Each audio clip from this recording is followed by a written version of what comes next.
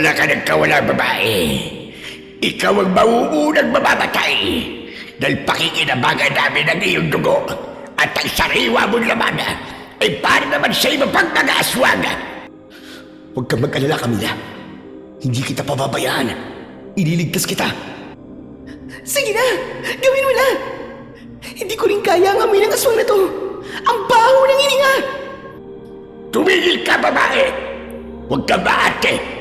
Saka kapag patay ka na, hindi mo na ako maaamoy pa. Pero ngayon, magsawa ka muna sa aking hininga! Huwag mong ilapit ang bibig mo sa mukha ko! Mas ikakamatay ko pa yata ang baho ng hininga mo! Tumigil ka! Marami ka pang sinasabi! Norman, anong gagawin natin? Paano natin tutulungan si Camila?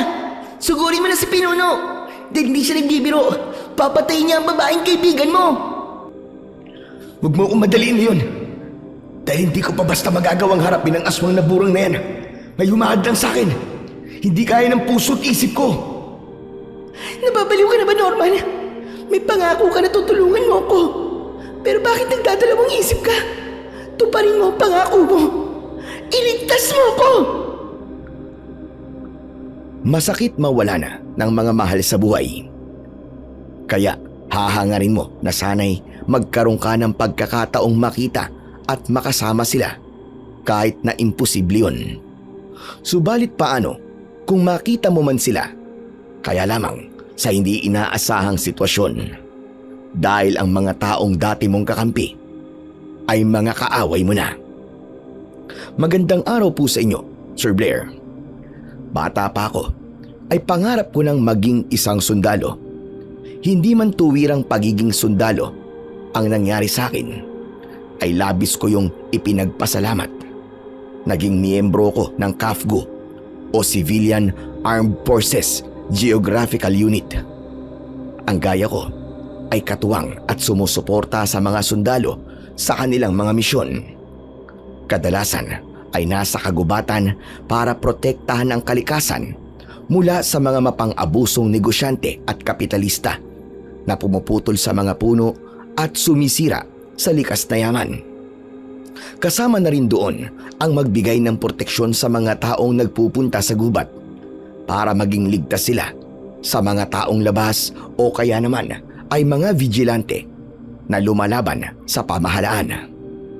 Dahil sa aking pagiging CAFGO ay kasama akong pinapadala sa ibang probinsya na malayo sa aking mga magulang. Kaya naging masakit sa akin nang makarating ang balita sa sinapit ng aking magulang at kapatid. Napakahirap tanggapin ng kanilang pagkawala. Upang maunawaan niyo ng gusto, ako nga pala si Norman at ito ang aking kwento.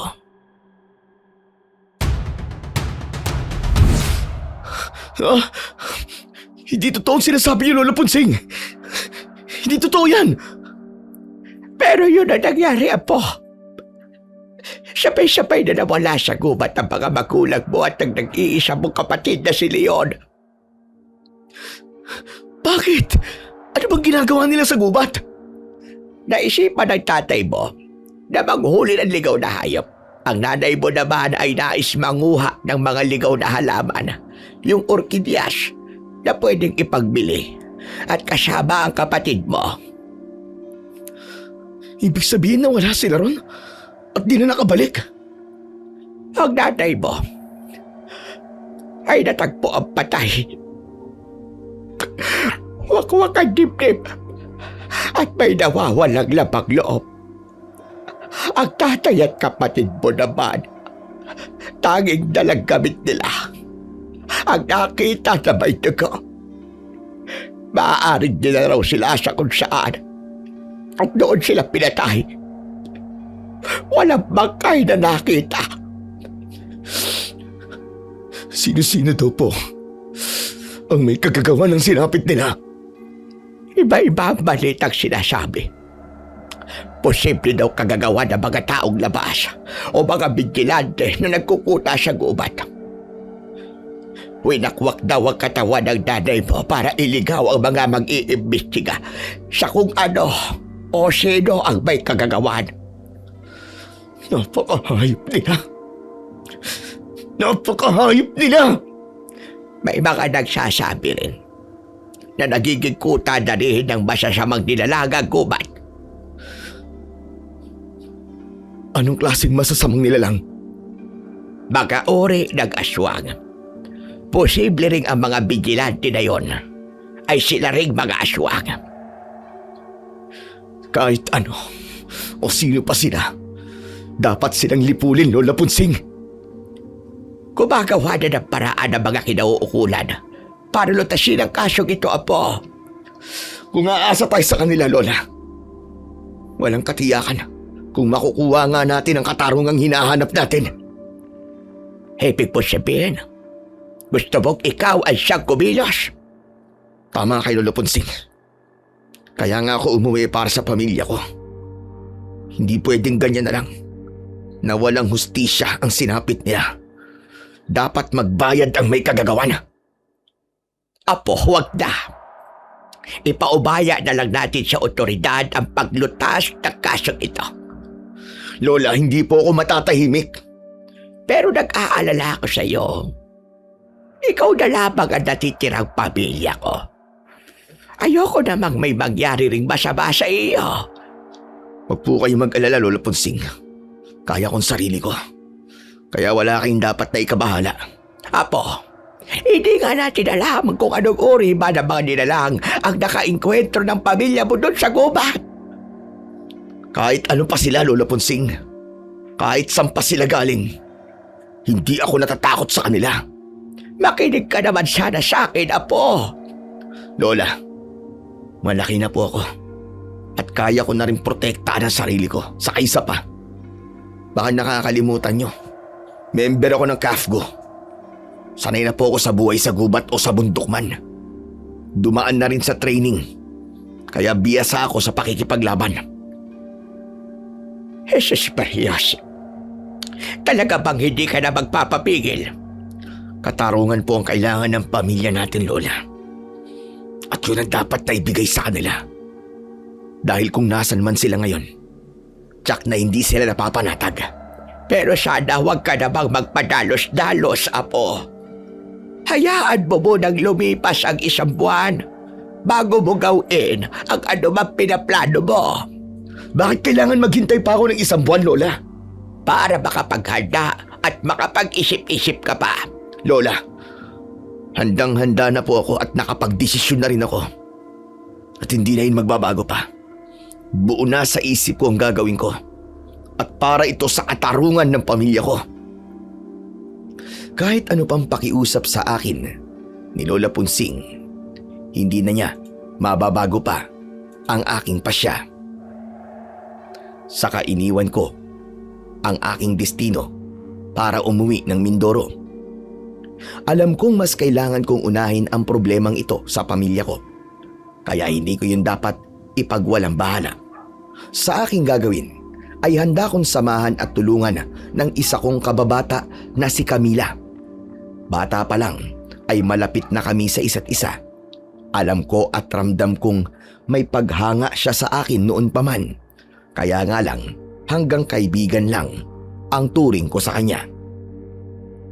Basta ako, friend. Andito lang ako palagi. Kahit saan ka pumunta, kahit ano pa yung plano mo, hindi ka nag-iisa. Sasama ako sa'yo. Salamat, Camila. Hanggang ngayon di ka pa rin nagbabago. Oo naman. Ako pa rin ang kaibigan mong maaasahan. Kahit sa kalokohan pa yan. Hindi naman kalokohan tong pinaplano kong gawin eh. Delikado to. At maaari kong ikapahamak.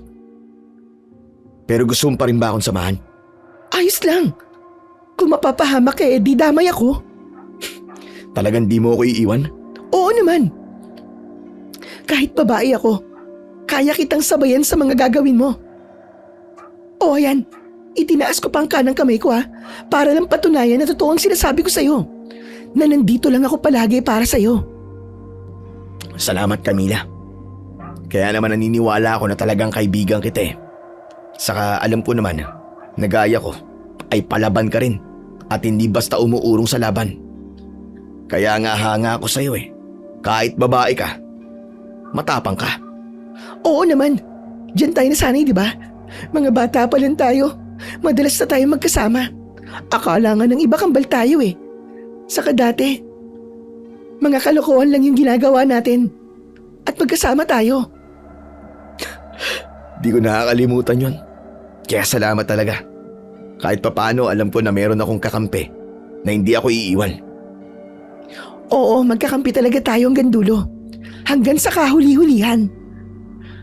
O paano yan? Baka lalo kang di magkaroon ng jowa niyan dahil sa pagdikit-dikit mo sa akin. Hindi pa ako nakakahanap ng jowa. Saka ano ka ba darating din yan, no? Hindi mo kailangan madaliin. At, oo nga pala, dumating na. Kaya lang manhid yata. Wa-epek pa rin. Ano? May sinasabi ka ba? Parang may binubulong ka. Wala, Norman. Sinusubukan ko lang kausapin ang sarili ko. Naku, mahirap yan. Baka sumagot ang sarili mo, ikaw din. Ayos lang. Sanay naman na akong kausapin ang sarili ko, Norman. Okay lang yan, nakausapin mo ang sarili mo. Pero, huwag ka lang tatawa na mag-isa. Ibang usapan na yan. Ikaw talaga, puro kakalokohan. Inumpisahan mo eh. Eh ikaw, namiss mo ba mga kalokohan ko? Hayaan mo magkasama na tayo uli. Dahil nandito ka na uli sa Baryo Batubalani. Kung sa bagay, tama ka. Siya nga pala, dito mo ba ipagpapatuloy ang pagiging member mo ng CAFGU? Oo, nakiusap ako sa team leader namin na dito muna ako i-assign dahil nga sa nangyari sa pamilya ko. Maigit pumayag naman. Sana nga, may mabuting ibunga yung pagbabalik mo dito. Bungang ano? Basta, ako lang nakakaalam nun. At sana lang, matauhan na rin siya at wag na siyang tumingin sa malayo para makita niya yung nasa malapit lang. Teka, ano ba yung sinasabi mo? Ay nako, bahala ka na nga mag-isip kung ano yun. Kahit kailan talaga ang slow-slow mo. Napangiti ako sa sinabi ni Camila. Alam ko naman ang ibig niyang sabihin. Nagkunwari lang akong hindi ko yun naintindihan. Pero sabi ko nga, wala pa sa loob ko ang nais niya dahil hanggang kaibigan lamang ang tingin ko sa kanya. Kung magkakaroon man ng pagbabago ang lahat, tadhana na ang tanging makapagsasabi. Pagkatapos ng pag-uusap namin yun ni Camila, ay umuwi na siya. Pero gaya ng kanyang ipinangako, sasamahan niya ako sa aking magiging lakad.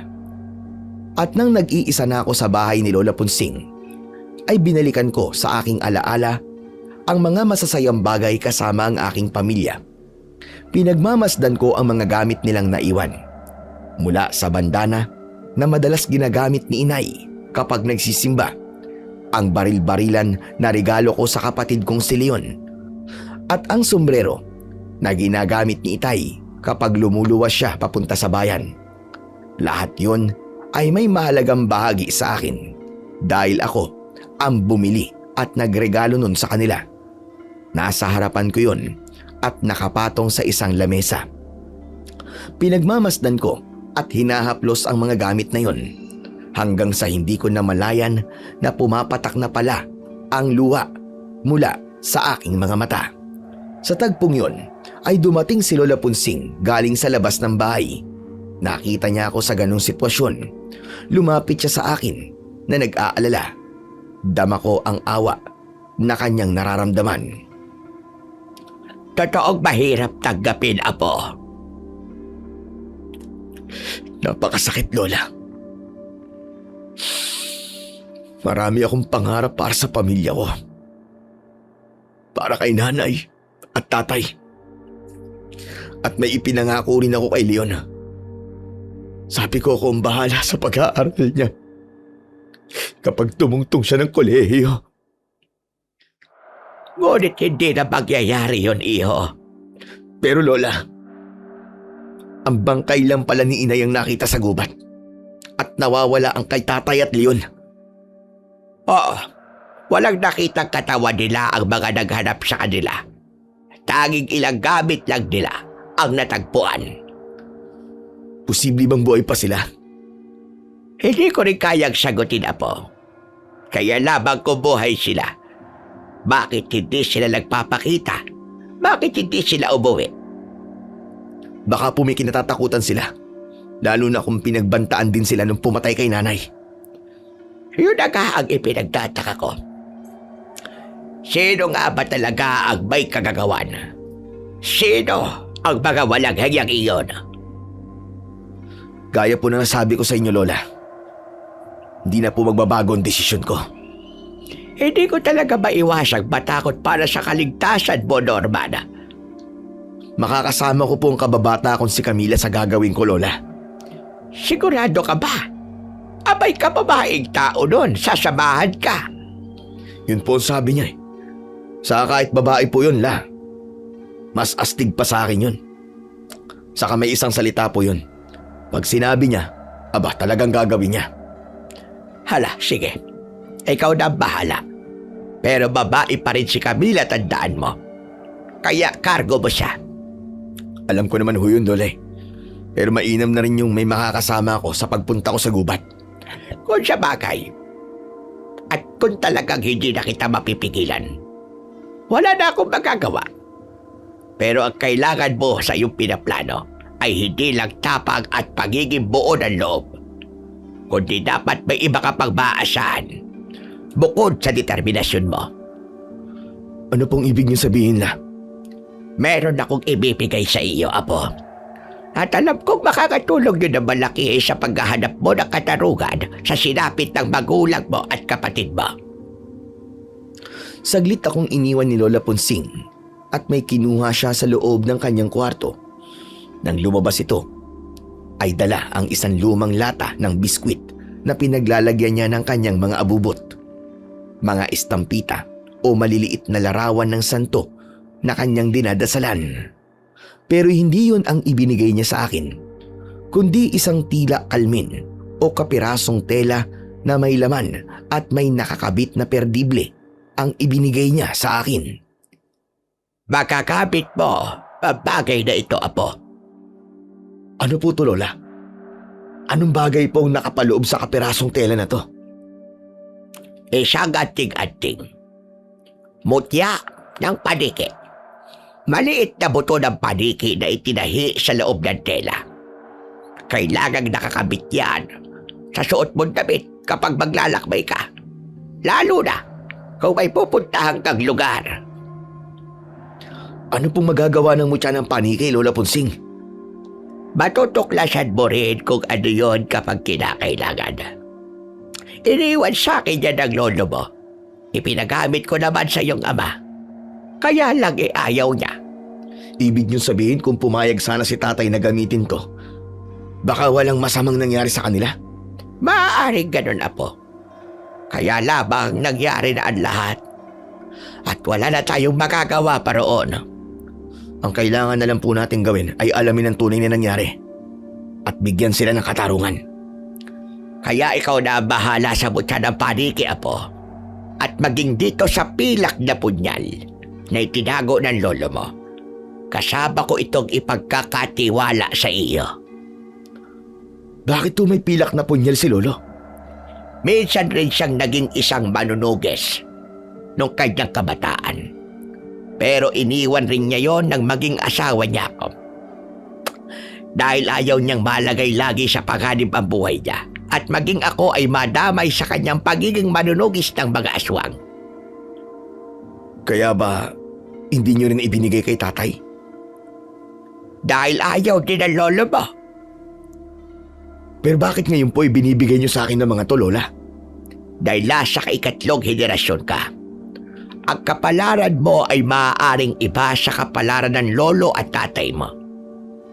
Kaya naniniwala kong kailangan mo ito para ipagpatuloy ang nasimulan noon ng lolo mo na dating manunugis.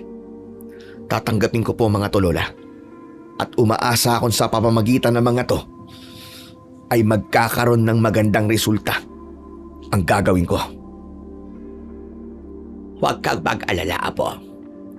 Sa pamamagitan ng mga estampita na meron ako, sasabahan ko ng dasal ang pagpunta mo doon sa gubat para magkaroon ka ng gabay at walang masamang mangyari sa iyo. Maraming salamat po, Lola Ponsing. Dahil sa mga sinabi nyo, ay lalo lang ako nagkaroon ng lakas ng loob. Dahil kailangan mo yon. Hindi madali ang gagawin mo. Para din po to sa katahimikan ng isipan ko. Sapagkat hindi rin po ako mapalagay kung wala akong gagawin. Hindi kaya ng konsensya ko na magsawalang kibo na lamang pagkatapos ng nangyari sa mga magulang ko at kapatid ko. Kinabukasan ay naghanda na ako sa aking magiging lakad papunta sa gubat upang gawin ang pakay. Ipinaghanda pa ako ni Lola Ponsing ng masarap na almusal. Yun ay ang paborito kong sinangag na may kapares na daing na isda at sariwang kamatis. Kailangan busog ka sa lakad mo, Apo. Kaya naman ipinagluto kita. Nako, mapaparami ang kain ko nito, Lola. Maraming salamat po. Ilang araw ka bang maglalagi sa gubat, Apo? Baka mga ilang araw lang po, Lola. Ulan lakad ko pa lang naman to eh. Kung mabibigo ako at walang magiging positibong resulta, saka na lang ako babalik. Pero titiyakin ko pa rin na may magandang mangyayari. At huwag masayang ang lakad ko to. Sana nga, Apo. May binalot akong tinapay at dilata para maging pagkain nyo ni Camila. Pero teka, seryoso ba talaga ang dalagang yon na samahan ka? Opo, Lola. Hindi po nagbibiro yun. Apo? Alam mo bagay kayong dalawa. Baka nga kaya wala pang nobyo yang si Camila dahil hinahantay ka. Lola, ano ba naman kayo? Naisingit niyo pa yan. Tsaka hindi po kami talo ni Camila. Kaibigan ko lang siya eh. Alam ko. Pero babae pa rin si Camila. Saka wala namang masama kung mangyari ang sinasabi ko. Si Lola talaga. Mapilit po kayo. Nasa ganun kaming pag-uusap nang marinig ko ang pagtawag ni Camila na nasa labas na pala ng bahay. Oh, si Camila yun na. Nandyan na pala siya. Papasukin niyo na lang po muna, Lola. Norman. At nang makapag-almusal na rin siya. Pinapasok na ni Lola si Camila at inalok niya rin itong kumain. Dahil nga komportable na si Camila sa bahay ng lola ko, kaya hindi na nag-atubili pang dumulog sa mesa at kumain din. Kayo po, Lola, ba't di pa po kayo kumain? Kami lang po ba ni Norman ang kakain? Kumain na ako kanina pa. Talagang para sa inyong dalawa yang nasa mesa. Naku, mukhang mapaparami po ang kain ko nito. Masarap tong inihanda ni Lola Ponsing. Dahan-dahan ka lang sa pagkain, ha? Saka huwag ka magpapakabusog ng solpo. Dahan-dahan ka lang sa pagkain, ha? Saka huwag ka magpapakabusog ng gusto. Bakit naman? Kailangan libusog tayo eh. Dahil malayo-layo lalakarin natin papunta sa gubat. Mahihirapan ka maglakad kapag busog na busog ka. Baka mamaya sumakit pa ang tiyan mo at maimpatyo ka. Sige, ikaw din. Ay, oo nga pala no. Sige, konti lang ang kakainin ko. Saka ayoko rin namang maging problema mo. Pagkatapos naming makapag-almusal, ay nagpaalam na kami kay Lola Ponsing. May kanya-kanyang bag kaming dala ni Camila. Kasama naman sa bag na dala ko ay ang baong ipinadala sa akin ni Lola Ponsing para sa ilang araw na pamamalagi sa gubat. Nakakabit na sa pantalong suot ko ang mutya ng paniki na nakapaloob sa isang kapirasong tela. Ang pilak naman na punyal ay nasa maliit na kaluban na nakasabit naman sa aking bewang. Hindi ko dapat makalimutan yon dahil naniniwala akong mahalagang bagay yun na may maitutulong sa aking misyon.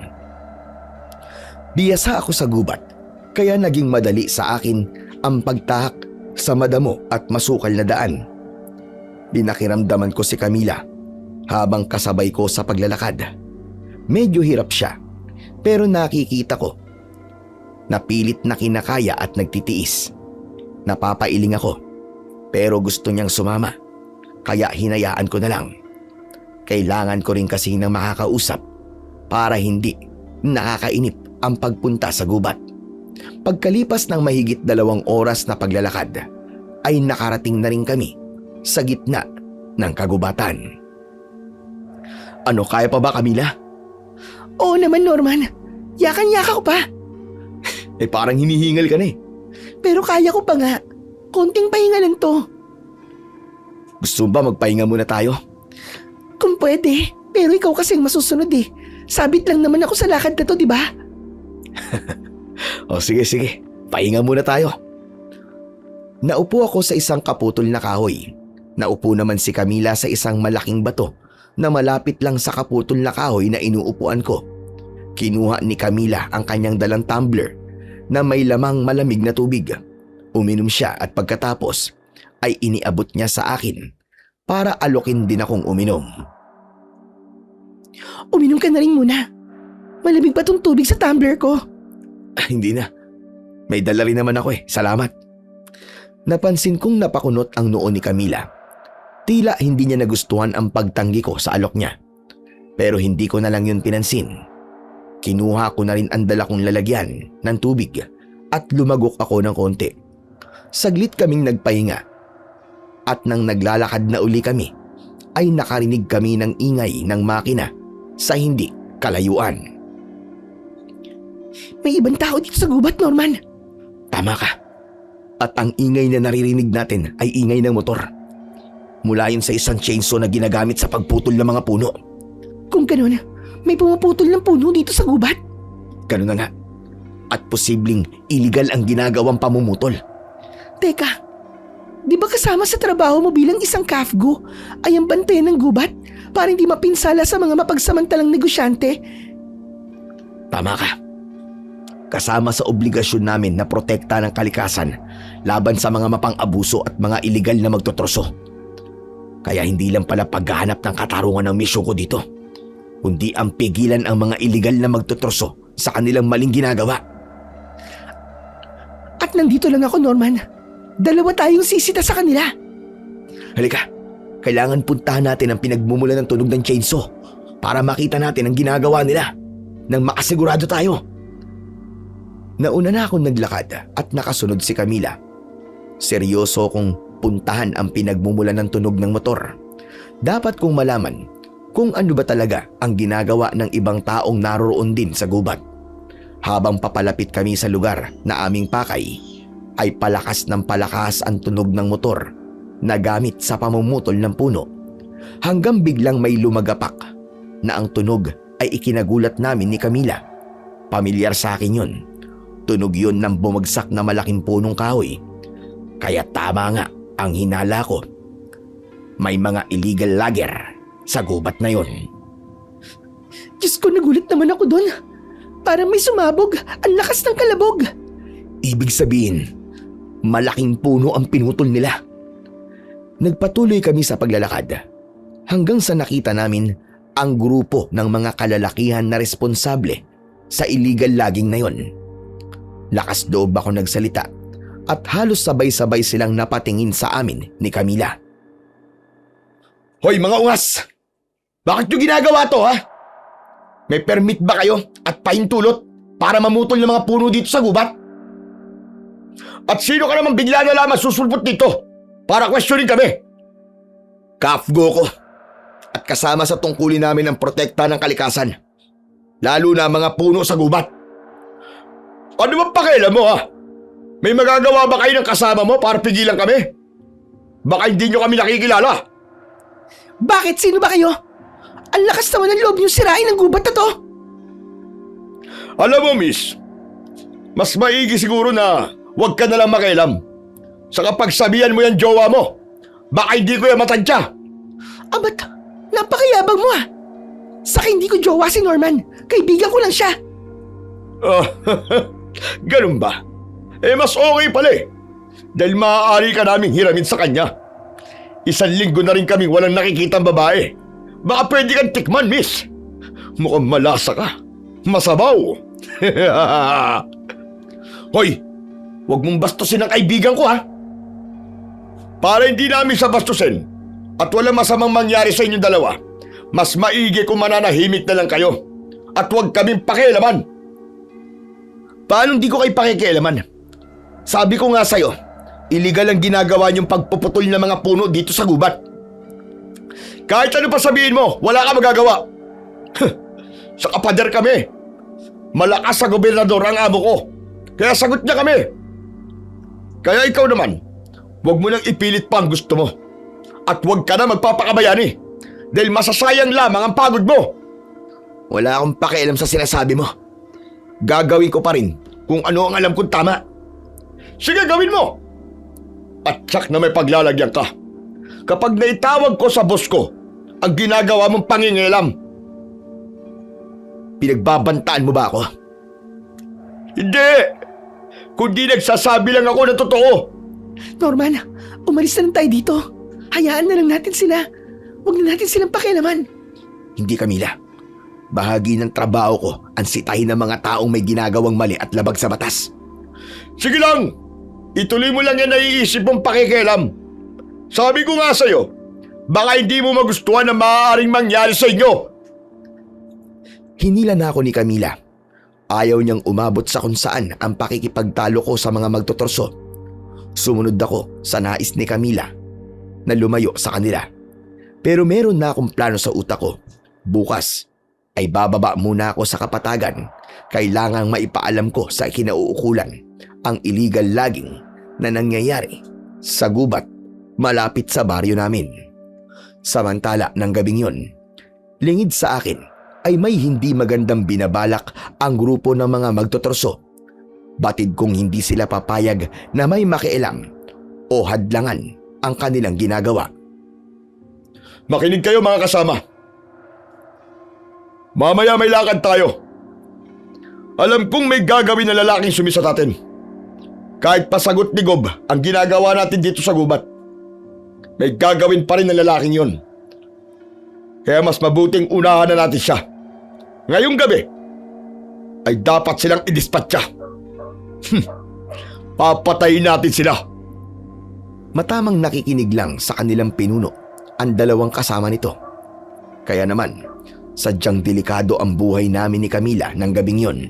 Dahil nga, mahigit 1 taon na rin ako bilang kafko, ay biyasa na ako sa mga pangyayaring ganon. Kaya ayaw na ayaw ng mga taong gumagawa ng iligal na pakialaman sila. Sapagkat ang mahalaga sa kanila ay kumita ng malaki kahit pa sa maling paraan. Subalit hindi ako makakapayag na gawan kami ng masama ng mga taong yon. Kabisado ko ang buhay sa gubat, kaya hindi kami natulog ni Camila ng gabing yon. Kailangan naming maging alerto sa anumang pwedeng mangyari. Sigurado ka ba sa gagawin natin, Norman? Oo, Camila. Hindi tayo dapat lumayo sa lugar ng 3 magtutorso. Dapat malapit lang tayo sa kanilang lugar kung saan sila nagpapahinga para alam natin ang bawat kilos nila. Pero dapat, hindi nila malaman ang kinaroroonan natin. Tama ka. Kaya huwag ka mag-alala. Sa naging training naming bilang kafgo, ay alam ko na kung paano didiskarte.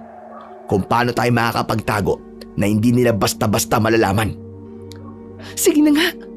Ikaw na nga ang bahala. Kaya nang dumilim na, ay nagbalik kami sa lugar na malapit sa kinaroroonan ng mga magtotorso. Humanap kami ng lugar na maaari namin pagtaguan. Alam ko, nahahanapin din nila kami para sa kanilang masamang binabalak.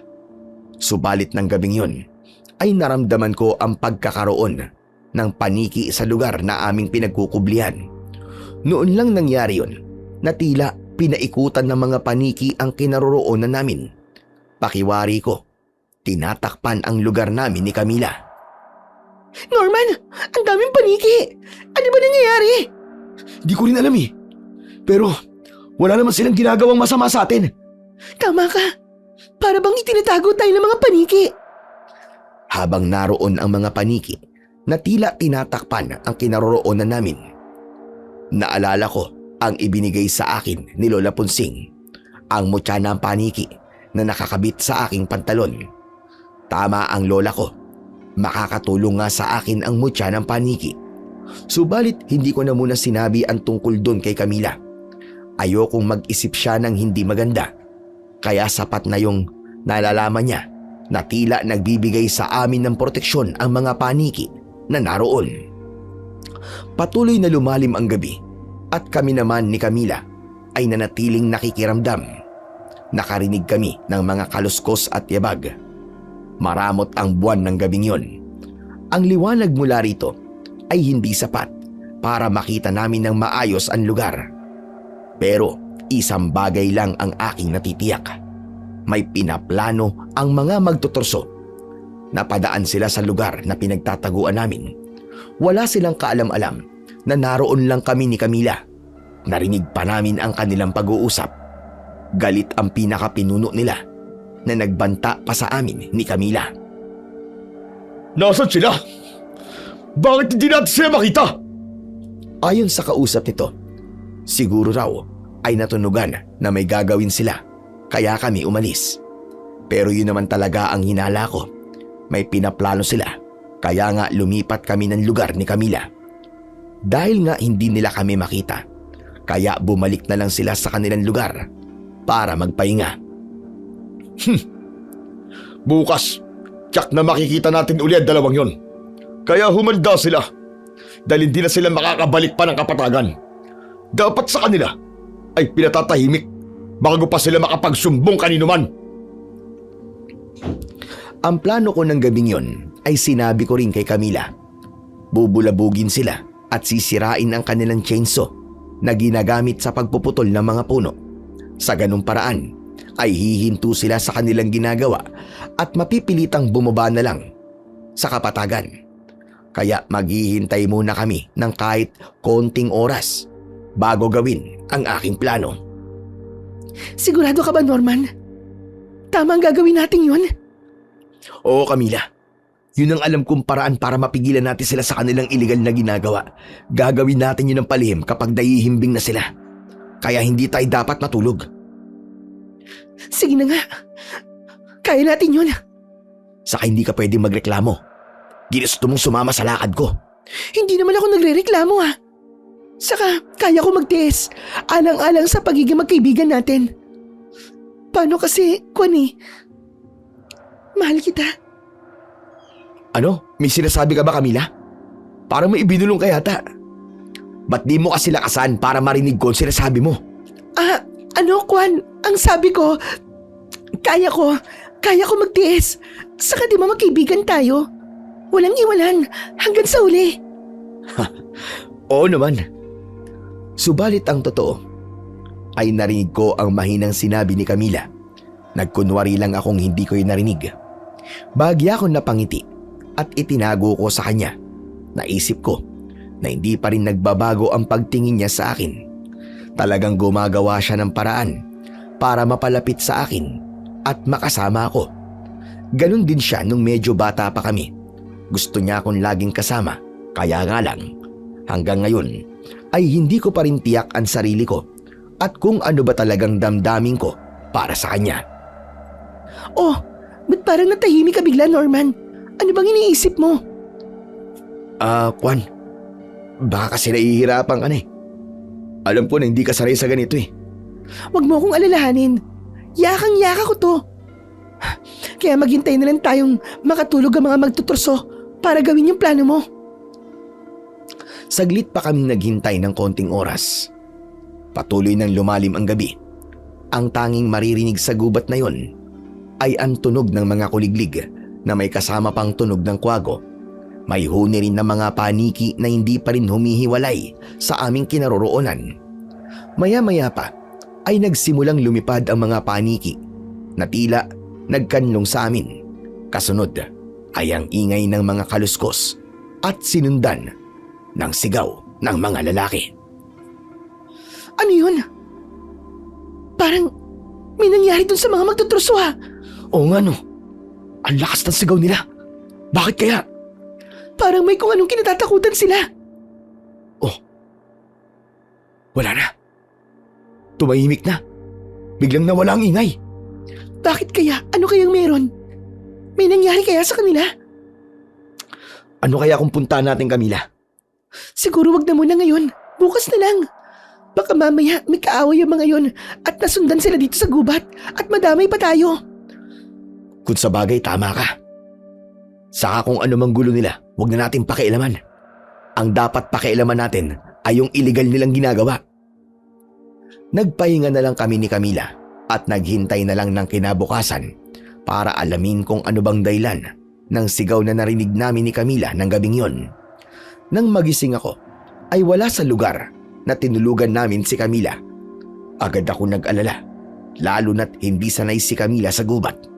Bumangon na rin ako para hanapin siya. Kargo ko siya, kaya ako ang masisisi kapag may nangyari sa kanya. Uumpisahan ko pa lang sana ang paghahanap nang makita kong paparating si Camila.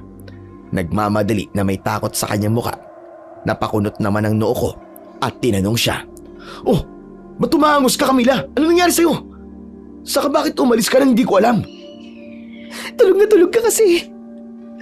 Pati puwet mo nga umihilik. Paano ako magpapaalam sa'yo?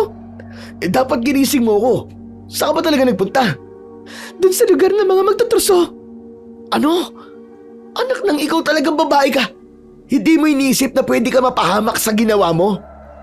Norman, sila ang napahamak. Anong sila napahamak? May nangyari ba sa kanila?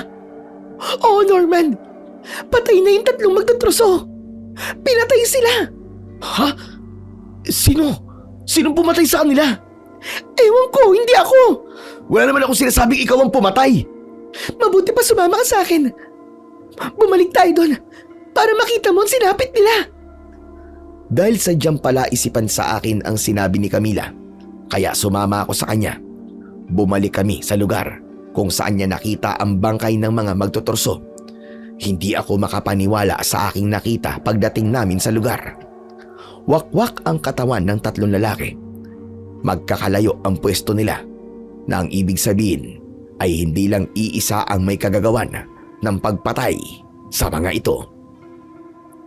Diyos ko, parang hindi taong pumatay sa kanila. Wakwak ang katawan. Maraming sugat sa katawan. Nawawala ang lamang loob. Hindi tao may kagagawan niyang, Camila, kundi isang halimaw. Posibleng aswang. Ano? Aswang? Oo. May namumugad na aswang sa lugar na ito. Base na rin sa akin naging pagtatanong. Dahil nga dito rin sa gubat namatay si nanay. At nawala naman ang tatay ko at ang kapatid kong si Leon. Pero, bakit kaya sila lang ang pinatay? Diba? Maaari din naman nila tayong atakihin. Pero wala namang umatake sa atin. Tama ka. Pwede tayong atakihin ng aswang na pumatay sa mga to. Pero hindi nila nagawa. Kaya nakaligtas tayo. Ang swerte natin kung ganun, Norman. Dahil may tumulong sa atin. Pinrotektahan tayo. Sino? Naaalala mo ba yung mga paniki na pumalibot sa atin? Hindi lang nila tayo iniligtas sa masamang plano na magtuturso, kundi iniligtas din nila tayo sa aswang na pumatay sa mga lalaking yan. Sigurado ka, Norman? Dahil sa mga paniki, kaya tayo nakaligtas. Oo, yun ang natitiyak ko. Hindi tayo pinabayaan ng mga paniki. Teka nga, huwag mong sabihin may anting-anting ka. Na merong kamutya, kaya nakaligtas tayo. Hindi ko sinagot si Camila, kundi napangiti na lamang ako. Siguro naman ay sapat na yon para maintindihan niya ang ibig kong sabihin. Okay lang naman kung tama ang hula ko. Mainam nga yun. Dahil lalo mapapalagay ang loob ko na sumama sa'yo. Dahil may tagapagtanggol ako. Ikaw ang hero ko, Norman. Lalo tuloy ako nai-inlove sa'yo. Oh, may binubulong ka na naman. Kinakausap mo na naman ba ang sarili mo? Parang ganon. At teka nga pala, anong gagawin natin sa mga to? Baka mamaya tayo pa ang pagginalaan na pumatay sa mga to. Ayoko rin makialam sa mga yan. Kaya iiwan na lang natin ang mga yan. Para hindi tayo madamay. Tsak naman na may darating para kunin ang mga bangkay nila eh. Dahil tatawagan ng mga yan ang kanilang amo. Kapag di sila sumagot, malamang pupuntahan sila sa gubat na to. Mabuti pa umalis na tayo rito para hindi na tayo masali sa patayang nangyari. Sa malabong paghinalaan tayo. Tignan mo nga ang itsura ng mga bangkay. Sa dami ng sugat at kagat, tapos wakwak pa ang katawan. Hindi kayang gawin niya ng isang pangkaraniwan tao. Kaya halimaw lang ang may kagagawan niyan. Pero kahit na, Norman, basta tara, Umalis na rin tayo dito. Nakita ko ang pag-aalala sa mukha ni Camila. Kaya sumunod na lang ako sa kanyang nais mangyari. Nauna na siyang naglakad papalayo at nakasunod ako. Dapat kaming lumayo sa lugar na yon. Patuloy kami sa paglalakad sa gitna ng gubat. Nang makarinig kami ng kaluskos at yabag na tila may tumatakbo. Saglit kaming natigilan ni Camila. Hindi namin alam kung saan galing ang mga yabag na yon. Hanggang sa masulyapan namin na may batang tumatakbo, ilang metro lang ang layo sa kinaroroonan namin. Mukhang may kinatatakutan ng batang yun, Norman. Tignan mo. Nakatitig ako sa batang itinuro ni Camila. Pilit kong tinitiyak sa sarili ko kung tama ba ang hinala ko. Kaya, nang masiguro ko, ay napatakbo ako para sundan ang batang nakita namin. Iniwan ko naman si Camila. Norman, saan ka pupunta? Huwag mo akong iwan dito! Norman! Hindi ko pinansin ang pagtawag ni Camila, kundi nagpatuloy ako sa pagtakbo para sundan ang batang nakita namin. Kung gaano kabilis ang bata, ay tinapatan ko yon. Ayokong mawala siya sa paningin ko. Walang nagawa si Camila kundi sundan na lamang ako. Kaya lang, nang mapadako sa lugar na may makakapal na halaman ng bata at may mataas na damo, ay sumuot ito at nawala. Hindi ko na nagawa pansundan. Kaya naman, huminto na rin ako sa pagtakbo. Ano ka ba naman, Norman? Bigla ka na lamang tumakbo. Buti na lamang nasundan kita. Grabe, pinagod mo ako, ha? Hindi mo na lang sana ako sinundan. Kung di kita sinundan, di nagkahiwalay tayo. Bakit hindi na tayo nagkita? Alam mo namang, ayokong mapahiwalay sa'yo. Ops, narinig ko yun ha. Ayaw mo mapaiwalay sa akin? Oo naman. Kasi nga baka mawala ako dito sa gubat eh. Teka nga, ba't bigla kang tumakbo at sinundan mo yung batang nakita natin? Kaya lang bigla namang nawala ng sumot dun sa makakapal na halaman. Camila, hindi ako maaaring magkamali. Siya yun. Si Leon yun, ang kapatid ko. Ha? Si Leon? Sigurado ka? Oo. Medyo kumapal na nga lang at tumaba ang buhok niya. Nasunog na rin ang balat niya sa araw. Pero hindi ako maaaring magkamali. Kamukhang kamukha siya ng kapatid ko. Kung ganun buhay siya? Oo. Malakas ang kabog ng dibdib ko. Buhay ang kapatid ko. Malamang pati ang tatay ko. Buhay din siya. Posible yun. Pero teka lang. Kung buhay sila, bakit hindi na sila umuwi sa bahay niyo? Naghihintay sa kanila lola mo. Pati ikaw. Yun ang di ko alam. Kung bakit di na sila umuwi. Kailangan makita ulit natin ang batang yun. Nasabi mo nga ay kamukha ni Leon. Hahanapin natin siya, Camila. Saan naman sa gubat na to nahahanapin natin siya? Kung nakita natin siya kanina, malamang nandito lang din siya. Baka nagtatago lang. Dahil umasa ako na maaari kong makita uli ang batang yon, hindi na kami umalis sa lugar na yon. Mananatili muna tayo dito, Camila. Ito na ang pagkakataong hinihintay ko. Mukhang dininig na ng Diyos sa mga dasal ko na magkaroon ng linaw ang paghahanap ko kay tatay at sa kapatid ko. Pero sana nga, dito naroon si Leon. Kung siya nga yung nakita natin kanina. Palaisipan sa akin yon. Kung saan nga ba kami magsisimula ng paghahanap sa batang kamukha ng kapatid ko. Wala mang tiyak na pupuntahan, ay naglakad-lakad kami ni Camila nang bigla namang makarinig kami ng sigaw. May sumisigaw. Boses bata. Si Leon. Boses yun ng kapatid ko. Dito sa gabing silangan, Norman. Dito galing ang sigaw. Halos magkasabay kaming tumakbo ni Camila papunta sa lugar na pinagmumulan ng sigaw. Isang batang lalaki ang aming inabutan na nakabitin ng patiwarik sa isang puno at nakatali ang isang paa. Nasilo siya ng isang bitag na gawa sa lubid. Tulong! Tulungan niyo ako!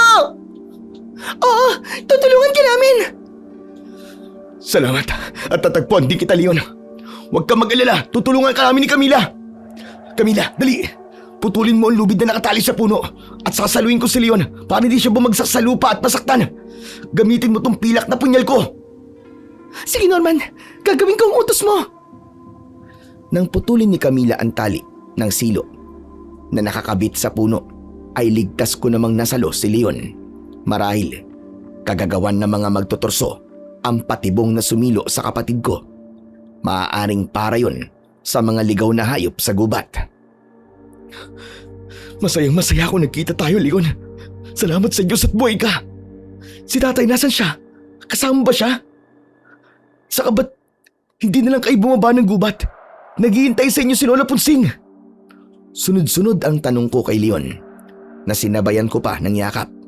Kaya lamang ay itinulak niya ako na tila ba hindi niya ako nakikilala. Hala, ba't tinulak mo ang Kuya Norman mo, Leon? Hindi ko siya kilala. Kahit ikaw hindi rin kita kilala. Pero salamat na rin sa tulong niyo sa pagliligtas niyo sa akin. Nagpapatawa ka ba, Leon? Ano bang di kilala ang sinasabi mo? Ako to, ang Kuya Norman mo. Paano hindi mo ako nakikilala? Totoo yun. Hindi kita kilala. Ikaw ang kapatid ko. Ayan oh, may balat ka pa sa kanang braso mo. Yan ang palatandaan na kapatid kita. Ano ba? Huwag mo nga akong hawakan. Ang sabi ko sa'yo, hindi ko kayo kilala. Saka hindi kita kapatid. Ano ba nangyayari sa'yo, Leon? Magkapatid tayo. Kaya nga nandito ako sa gubat para hanapin kayo ni tatay Nasaan ba siya? Gusto ko siya makita.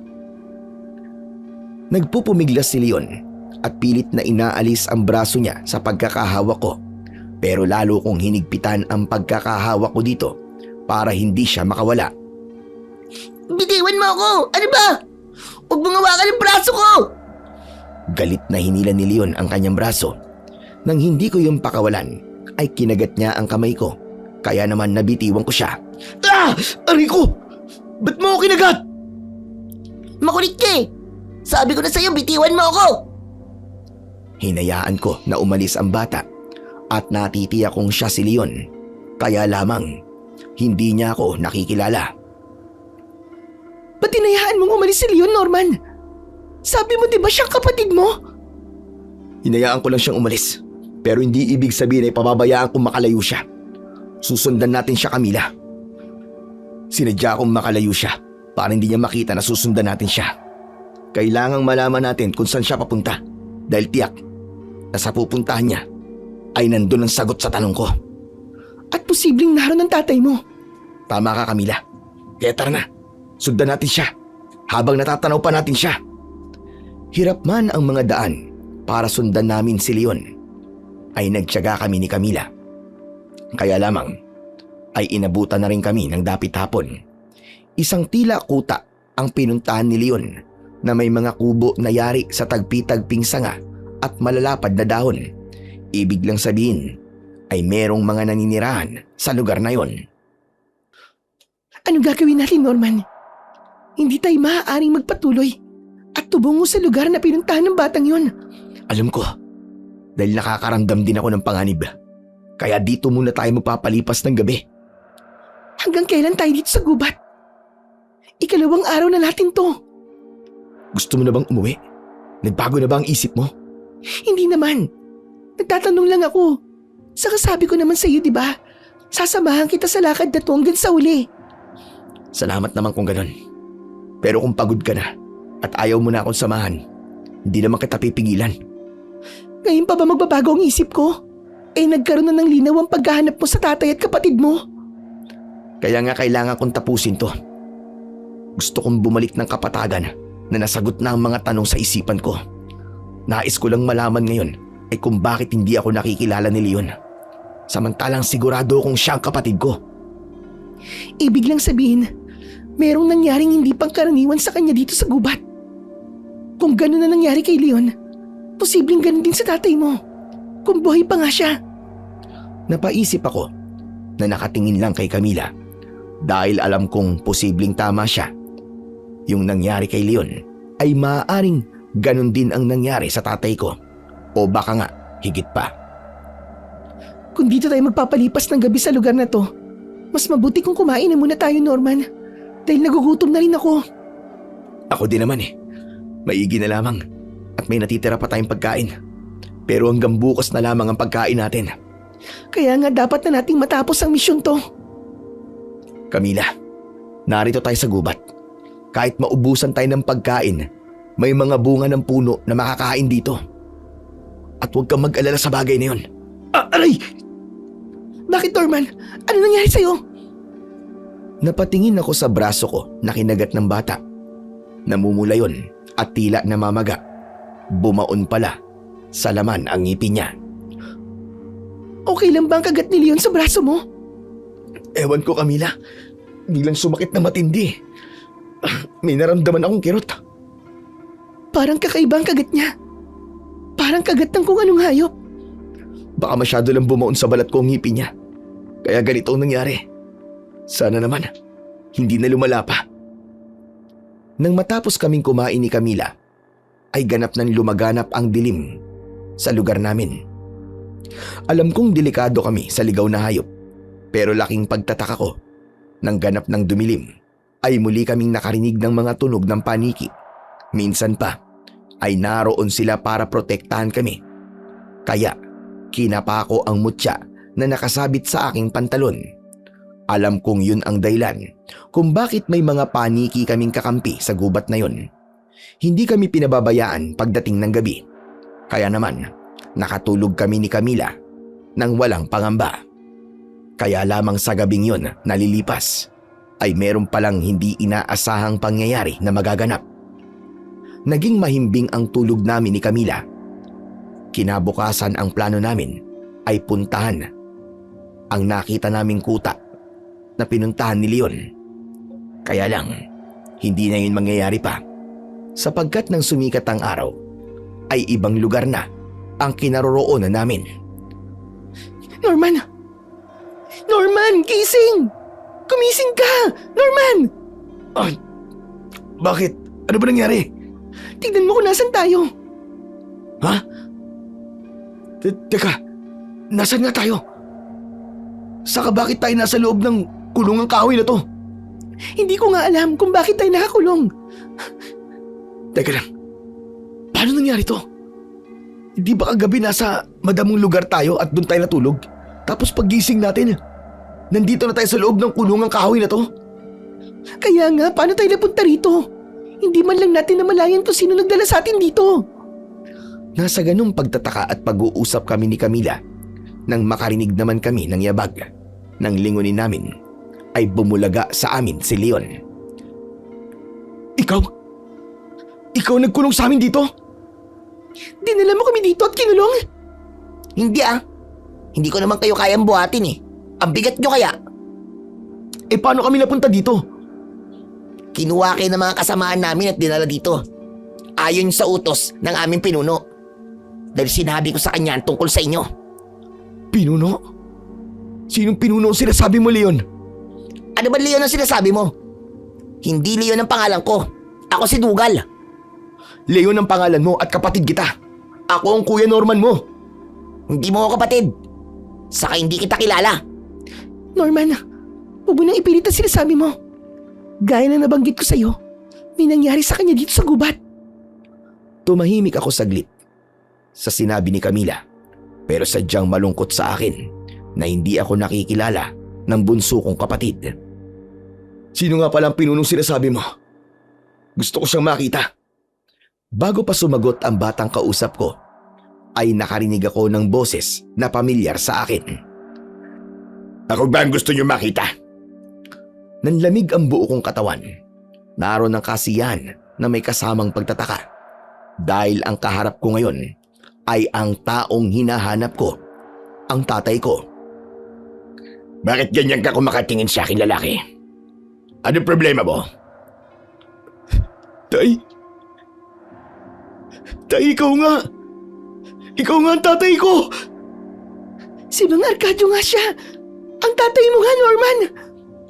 Mahaba ang buhok ni tatay at may makapal na bigote at balbas dahil nga halos napabayaan na niya ang kanyang sarili. Subalit hindi ako maaaring magkamali. Lalo na ang boses niya.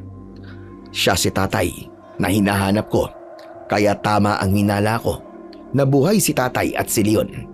Kaya nga lang, tila ibang tao sila. Tay, Ako to si Norman, ang anak ninyo. Hindi ko alam ang sinasabi mo, lalaki. Saka wala akong anak. Tay, ano po ba nangyayari sa inyo? Pati na rin kay Leon. Ba't di niyo ako nakikilala? Nasisira na ba ang ulo mo? Kung ano-ano sinasabi mo. Tinawag din niya po akong kapatid. Hindi ko rin siya maintindihan, pinuno. Maging sila ay hindi rin magkakilala na magkama. Bakit kaya nangyari sa kanila yan? Natutuwa akong buhay sila, Camila. Kaya lang napakahirap ng sitwasyon nila ngayon. Hindi ko rin alam kung anong gagawin ko sa kanila at paano sila matutulungan. Dugal, ikaw nang bahala sa kanila. Hindi sila dapat makalabas ng kulungan yan. Opo, pinuno. Ako na po bahala sa kanila. Babantayan ko sila. Umalis na ang pinuno na sinabi ni Leon. Nakasunod pa rin ang tingin ko sa aking ama na hindi ako nakikilala. Paano na tayo ngayon, Norman? Anong gagawin natin? Hindi ko rin alam, Camila. Hindi tayo makakakilos at wala tayong magagawang paraan kung nakakulong tayo. Yun na nga eh. Bata, baka naman pwedeng sabihin mo sa amin kung bakit kami nakakulong dito. Dahil kailangan nila kayo. Lalo na ng mga kasama namin dito. Kasama? Anong mga kasama? Mga aswang burang. Aswang burang? Mga aswang kayo? Oo. At dito kami naninirahan sa gitna ng gubat. Teka, yung mga lalaking magtuturso, mga kasama mo ba ang pumatay sa kanila? Oo. Sinalakay sila ng mga kasama namin dahil hindi nagustuhan ng mga aswang burang ang ginagawa nilang panggugulo at ingay dito sa gubat. Maging ang ginagawa nilang pagsira dito sa gubat dahil sa pamumutol ng mga puno. Pero bakit? Dahil malaga sa mga aswang burang na maraming malalaking puno dito sa gubat para maging kanlungan. Kaya ayaw nilang pinuputol ang mga to. Napaisip din ako sa isang banda na may pakinabang din pala ang mga aswang burang dahil sa ginagawa nilang pagprotekta sa mga puno sa gubat. May malasakit din sila sa kalikasan. Yun nga lang, mga aswang pa rin sila na pumipinsala ng mga tao. Kailangan ko nang umalis at iwan kayo. Dahil baka kailangan ako ng aming pinuno. Sabi ko naman sa'yo, Leon, ay Dugal, tatay mo siya. Hindi ko siya tatay. Siya ang pinuno namin dito sa gubat. Siya ang sinusunod ng mga aswang burang. Batas ang utos niya. Kaya dapat igalang at sundin. Umalis na si Leon at iniwan na kami ni Camila. Namayani ang katahimikan sa pagitan namin.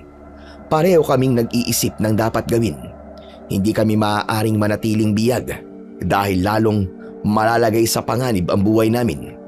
Wala pa rin kaming ideya kung ano nga ba ang binabalak nilang gawin sa amin ni Camila. Nakaramdam kami ng antok at pareho naming ipinikit ni Camila ang aming mga mata. Alam kong nawawala na rin siya ng pag-asa, pero kailangan kong magpakita sa kanya ng tapang. Kailangan muna naming ipahinga ang aming katawan. Kahit galing kami sa tulog, ay nakaramdam ako ng antok. Hanggang makita ko na una nang nakatulog si Camila. Hinihila na rin ako ng antok nang makarinig ako ng pag-uusap malapit lang sa kulungang kahoy na aming kinaroroonan. Pamilyar sa akin ang boses na yon. Boses yon ng aking tatay na tinatawag na pinuno sa lugar na yon. Wala siya sa tunay niyang katauhan dahil hindi niya ako nakikilala. Maging kay Leon na kapatid ko, ang turing niya ay isang alipin. Naglalaro sa isipan ko ang dahilan kung bakit nasa ganon silang kalagayan. Posibleng ninakaw ang kanilang isipan at pinalitan yon ng kung sino mang nilalang na nakaengkwentro nila sa gubat. Maaaring mga masasamang nilalang na ang layunin ay paramihin ang lahi ng mga aswang burang at ginamit niya ang aking ama. Ilan lamang yon sa naiisip ko, pero kung ano man talaga ang dahilan, ang kailangan ko ay matulungan ang tatay at kapatid ko para manumbalik sila sa dati nilang katinuan. Pinakinggan ko muna ng mabuti ang pag-uusap. Hindi ako makapaniwala sa aking narinig. Pinagpaplanuhan kami ni Camila ng hindi maganda. Nangangahulugang yun ng kamatayan naming dalawa. Mismong tatay ko pa ang papatay sa amin. Kailangan nila ang aming dugo para maging eliksir o magpapalakas at mapanatili ang kanilang kabataan. Hinding-hindi ako papayag na mangyari yon. Kailangan kong makagawa ng paraan. Hindi ako dapat mabigo sa aking misyon sa gubat na yun. Kailangan kaming makabalik ni Camila ng kapatagan. Nakasama namin si tatay at si Leon. Nawala na ang pag-uusap na narinig ko. Ayon sa aking narinig, ay gagawin nila ang kanilang plano sa lalong madaling panahon. Kaya dapat na akong makaisip ng paraan. Nawala na ang kanina'y nararamdaman kong antok. Kundi, itinuon ko na lamang ang atensyon ko sa pagpaplano. Naisipan kong hawakan ng mutya na nakasabit sa aking pantalon. Alam kong may dala itong hindi pangkaraniwan. Nagbaka sakali akong makatulong ito para makapag-isip kagad ako ng dapat kong gawin. Tila kinasihan naman ako ng pagkakataon. May kung anong paraan ang umusbong sa utak ko. Naisip ko si Leon. Siya ang magagamit ko sa aking plano. Kaya kailangan ko siyang makausap. Subalit nasan na kaya siya? Dapat siyang magbalik para masabi ko sa kanya ang aking balak.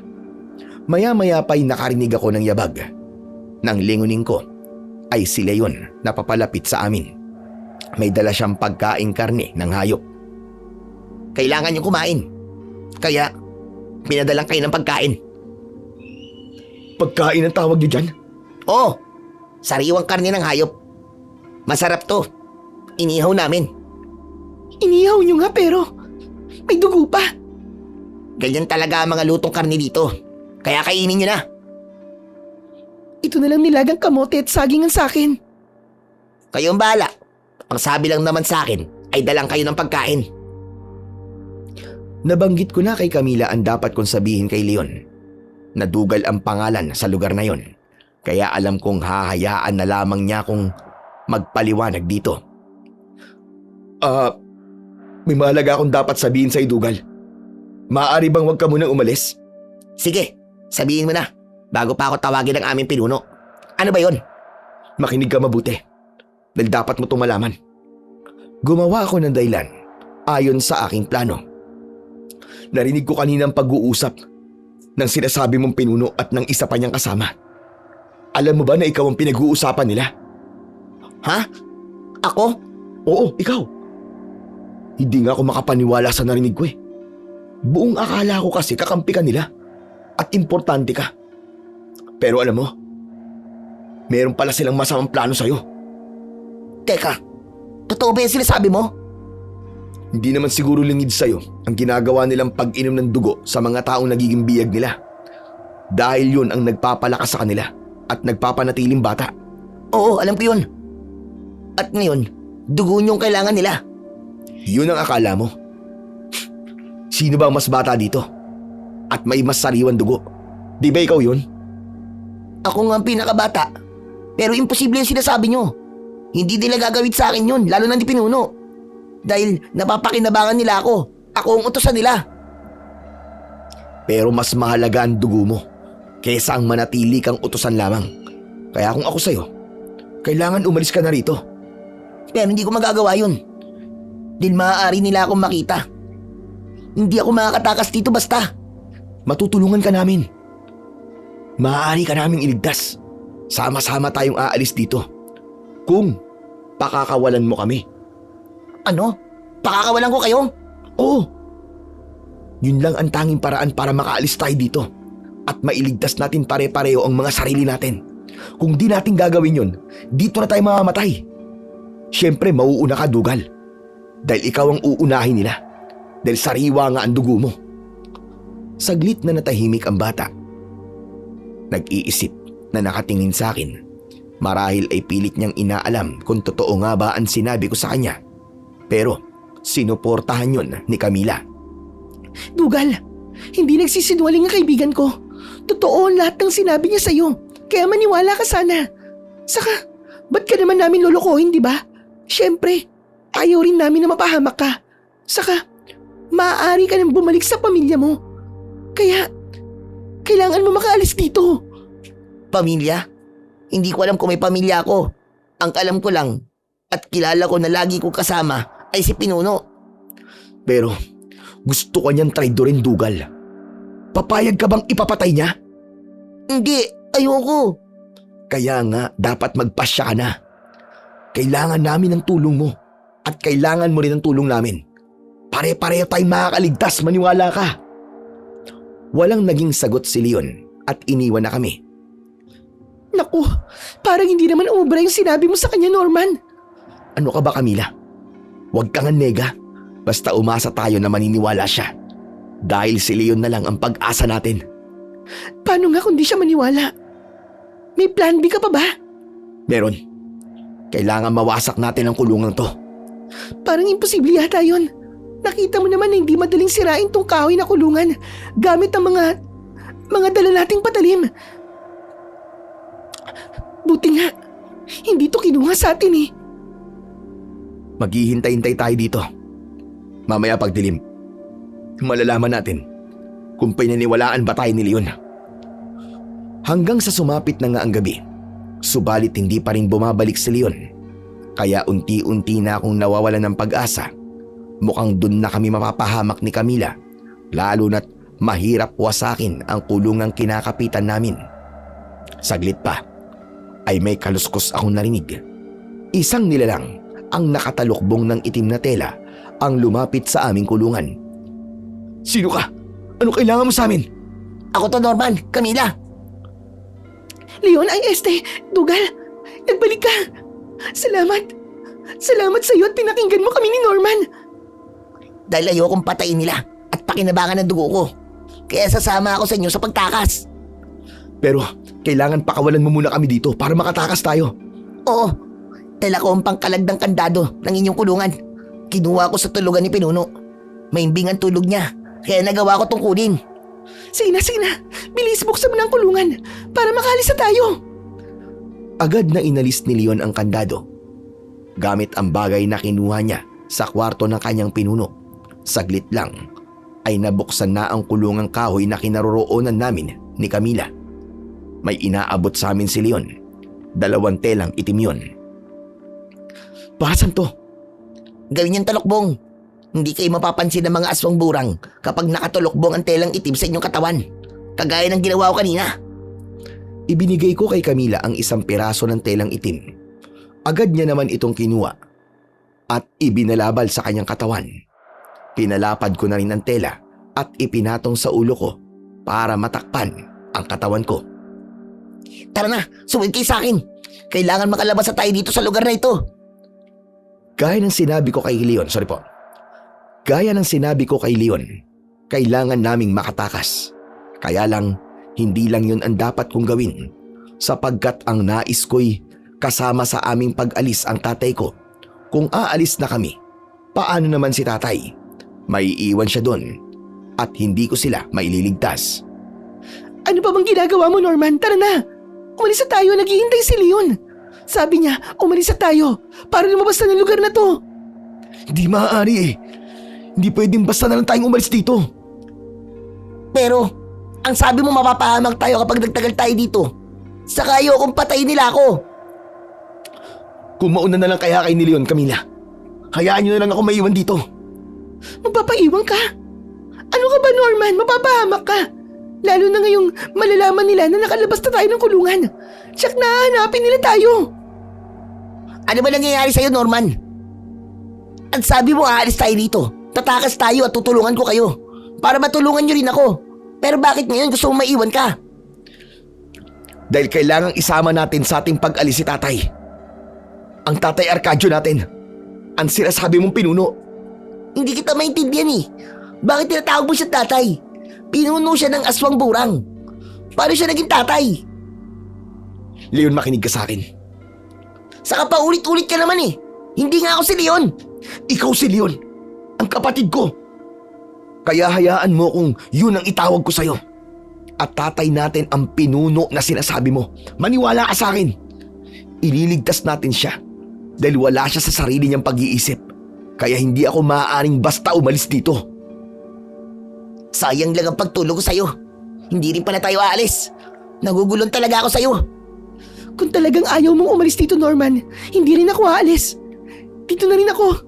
Pare-pareho na tayo mapahamak dito. Kung gusto nyo manatili dito, dapat handa kayo.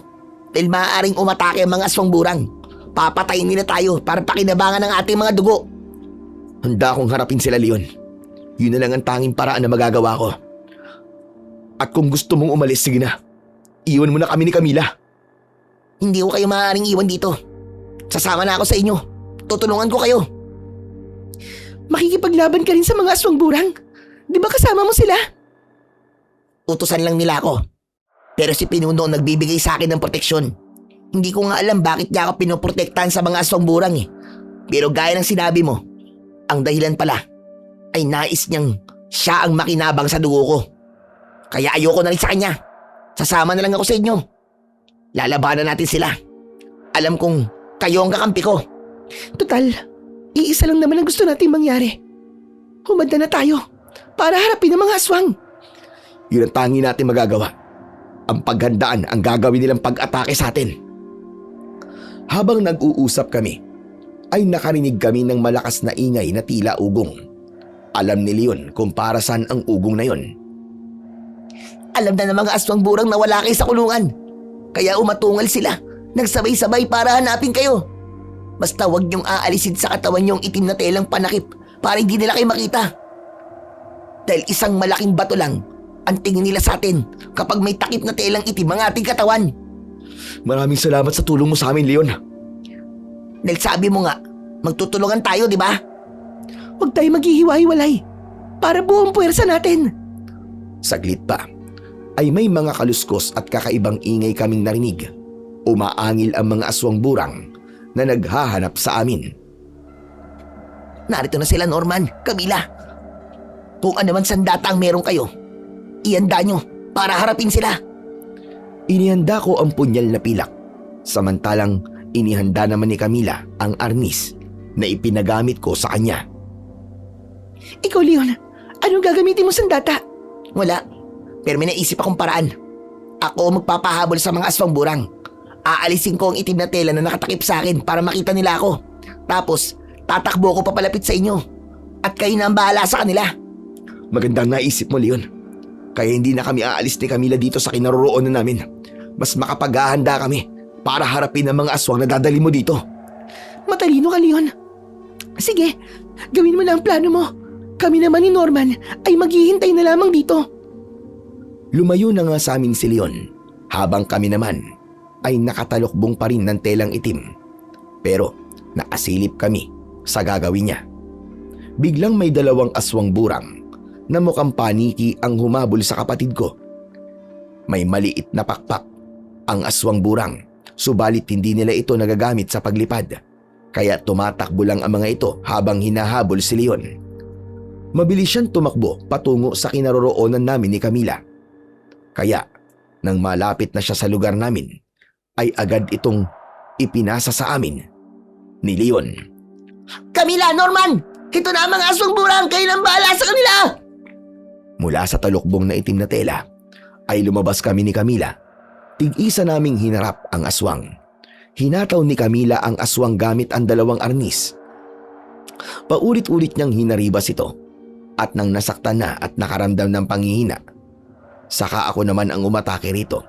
Ilang ulit kong ibinaon sa kanyang katawan ang hawak kong pilak na punyal. Pinuntirya ko ang dibdib ng aswang kung saan naroon ang kanyang puso. Bumagsak ang unang aswang na pinagsasasaksak ko.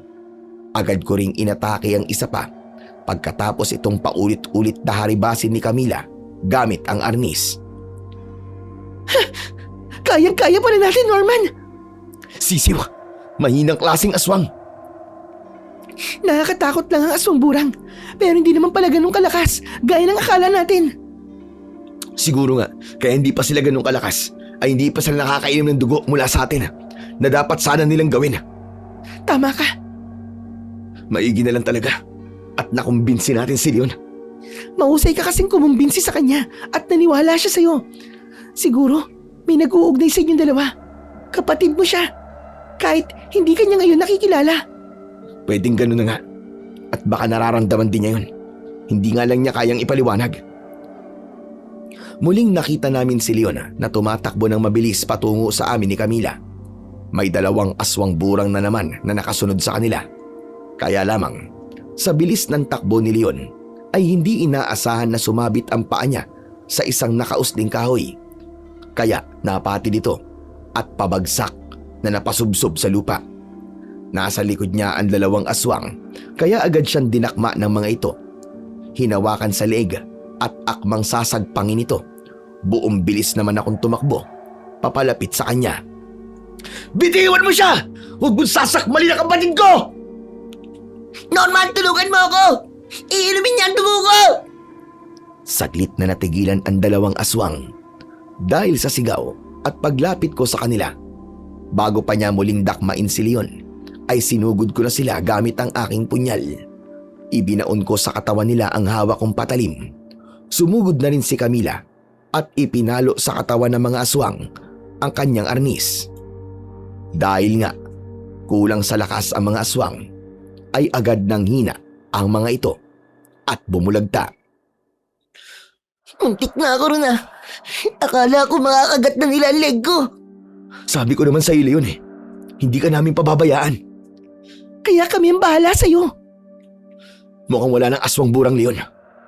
Wala nang dumarating Baka naduwag na sila. Natakot sa atin. Dahil nakita nila ang sinapit na mga kasama nila. Baka nagtatago lang sila at humahanap ng tiyempo. Dahil alam na nila ang diskarte natin. Mauutak din sila kung ganun. Oo naman, Norman. Kahit aswang sila, may utak din sila, may diskarte. Alam ko yun. Ginagawa mo naman akong tangi. Bakit nag-aaway kayo? Hindi kami nag-aaway, nagpapaliwanagan lang. Leon, ano gagawin natin ngayon? Hindi na nasagot pa ni Leon ang tanong ko dahil biglang sumulpot ang kanilang pinuno. Minsan pa ay nanlaki ang mga mata ko. Isang kataga lamang ang nasabi ko. Tay! Taksil ka, Dugal! Ano tong ginawa mo? Nakipagsabuatan ka sa mga yan. Mas pinili mo sumama sa kanila! Dahil alam ko na ang plano mo sa akin, pinuno. Kaya mo pala ako pinagtatanggol at pinoprotektahan sa ibang aswang. Dahil ang gusto mo, ikaw ang makinabang sa akin. Ikaw ang iinom ng dugo ko. Hindi totoo sinasabi mo. Pinoprotektahan kita. Dahil yun ang sabi ng puso at isip ko. Ayokong may masamang mangyari sa'yo. Pero pinili mo kaming ipahamak nang dahil sa 2 yan. Hindi mo kami kaaway! Maniwala ka sa akin! Anong hindi kaaway? Inisa-isa nyo ng patay na mga kasama kong aswang. Pero hindi ako papayag na hindi ko sila ipaghihiganti.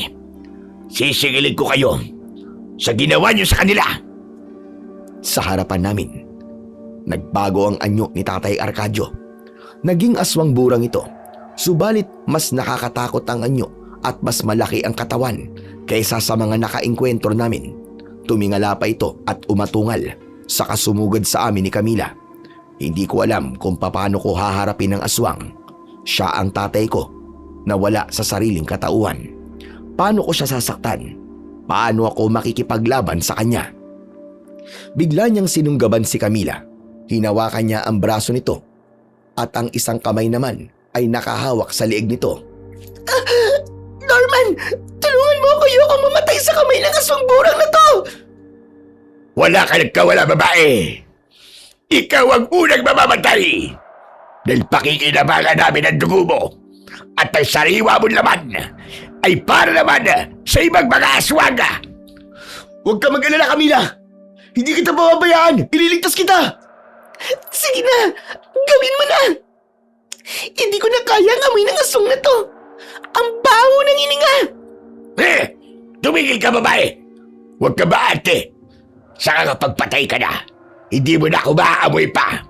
Pero ngayon, magsawa ka muna sa hininga ko. Huwag mong ilapit ang bibig mo sa mukha ko. Mas ikakabatay ko yata ang baho ng hininga mo. Tumigil ka. Marami ka pa sinasabi. Norman, anong gagawin natin? Paano natin tutulungan si Camila?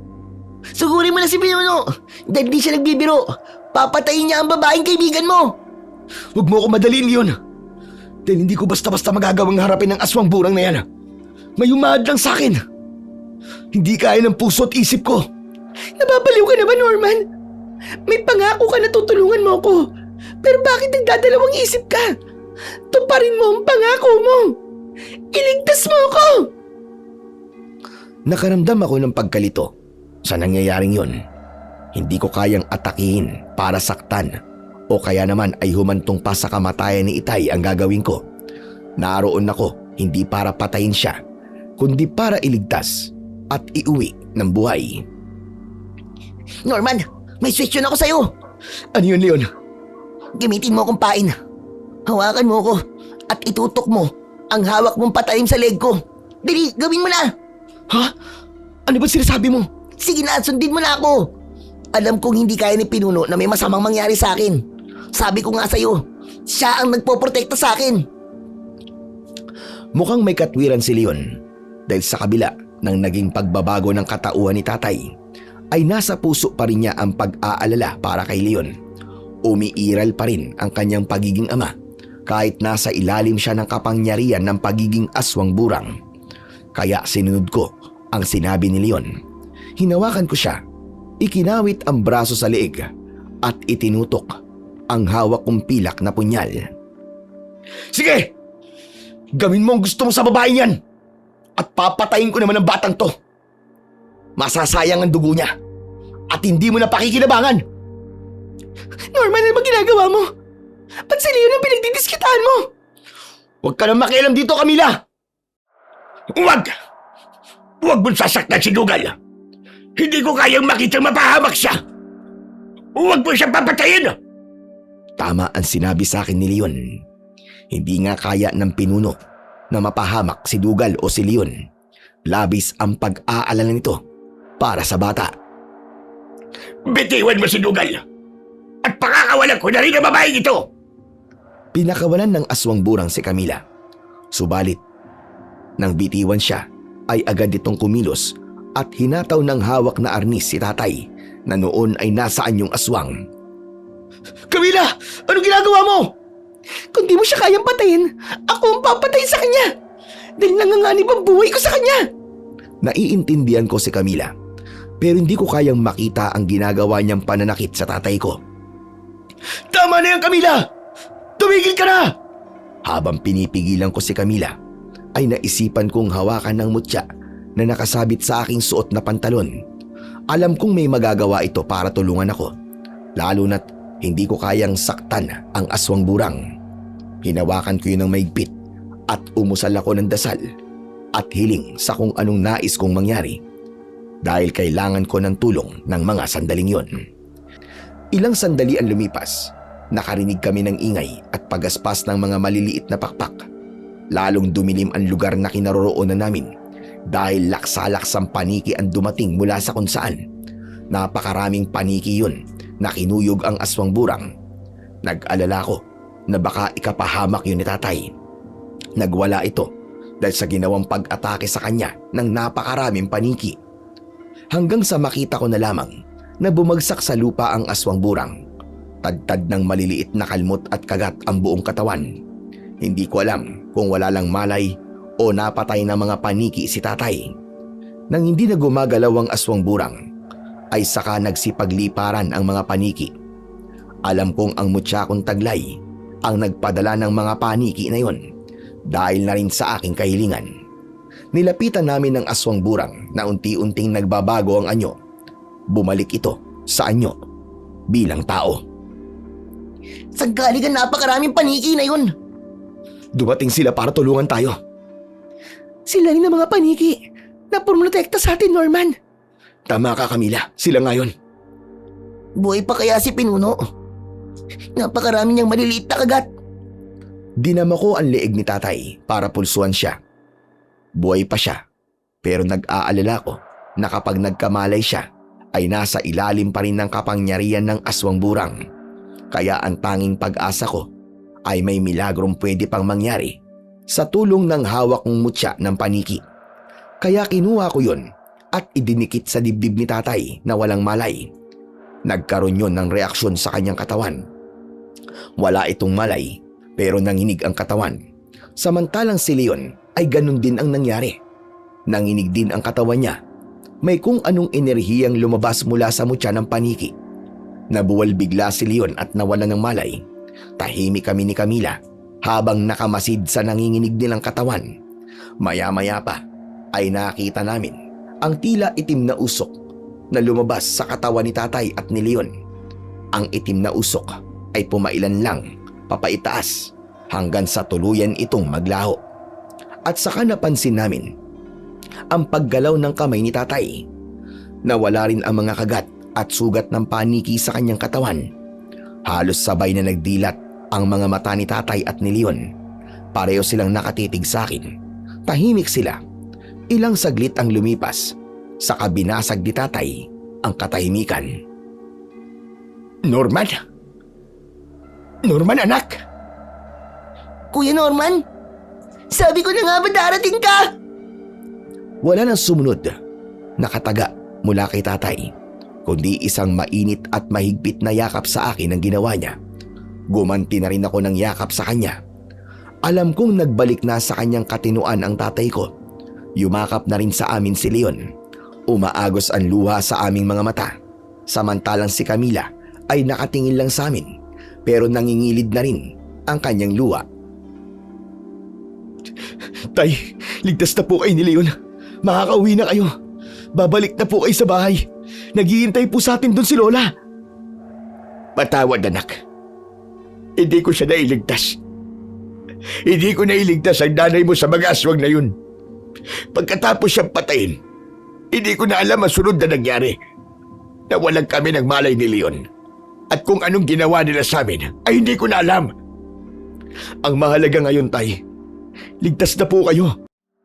Sa pagkakataong iyon, ay nabuo sa isipan ko kung anong ginawa ng mga aswang burang sa kanya.